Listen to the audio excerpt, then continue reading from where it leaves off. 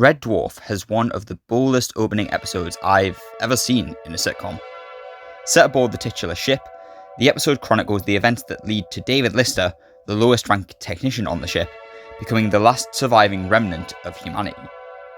Lister is placed into stasis after being caught bringing a cat onto Red Dwarf, and thus is the only survivor of the radiation leak that kills everybody else on board.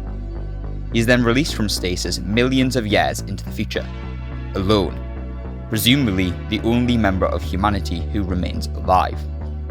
Red Dwarf, a lumbering husk trapped in the vast emptiness of space, drifts onwards, towards nothing.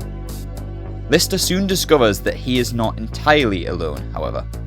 He is accompanied by the ship's computer system, Holly, the holographic projection of his superior officer and roommate, Arnold Rimmer, and the being that evolved from the cat that originally got Lister forced into stasis, who they simply refer to as the Cat.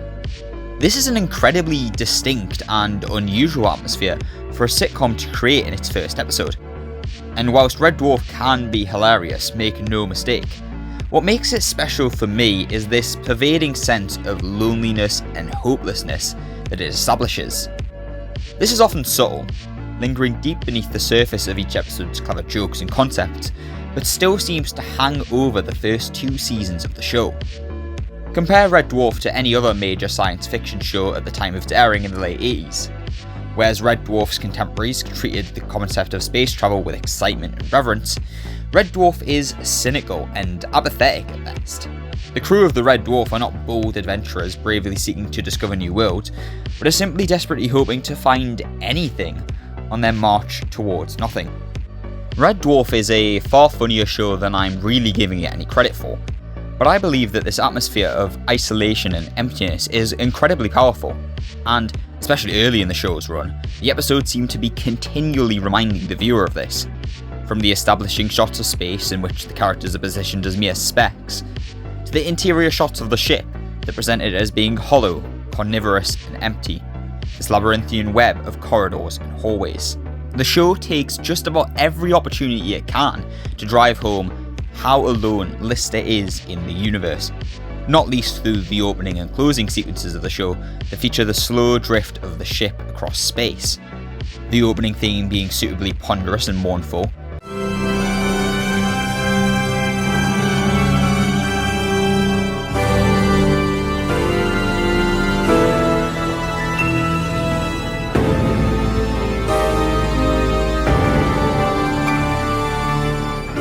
But the ending theme takes a bit of a different turn by being deceptively jaunty and upbeat.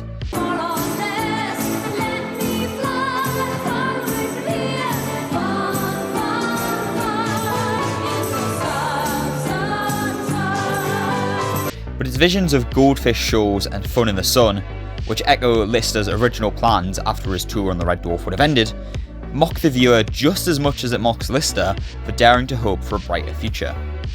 And personally, I think that's why fans didn't take to season 8 very much. I myself found it as funny as any season before it, but its central premise of resurrecting the ship's crew not only betrays the show's concept, but the atmosphere and tone that defined those early episodes. And the show lacked a distinct identity as a result. It was transformed from a series that felt incredibly special and unique, to a decently funny comedy with well-written characters that felt like an average workplace comedy set in space. It helps then that the show also used to be especially good at emphasising this sense of atmosphere through the plots and themes that ran through each episode. Although season 3 onward would see the show leaning into more explorative science fiction concepts, including time travel, body swapping and shape-shifting, choosing to build episodes around these concepts, the first 2 seasons are often more focused on character and narrative. When heavy science fiction elements are introduced, they often serve to reinforce the themes of a given narrative rather than dominating it. A great example of this would be season 2's Thanks for the Memory, which sees Lister give Rimmer the memory of a passionate love affair, who, on his birthday, regrets having wasted his life. The episode does depend on the concept of a device that can transmit memories from one person to another, but the focus of the episode centers around Rimmer's feelings of loss, regret, and inadequacy, the infinite emptiness of space providing him ample time for meditation. The majority of the episodes follow this formula, managing to achieve the incredibly delicate balancing act of remaining consistently funny or not sacrificing this strong sense of atmosphere.